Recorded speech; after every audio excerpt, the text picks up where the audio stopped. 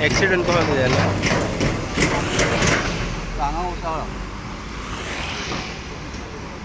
बस बॉम्बेची तो चला नाही त्याला कितल्यांक सुमारी आहे?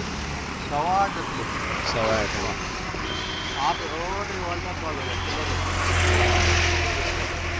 तो मधीच असलं तर सायडीन चलतालो बस पास आसली.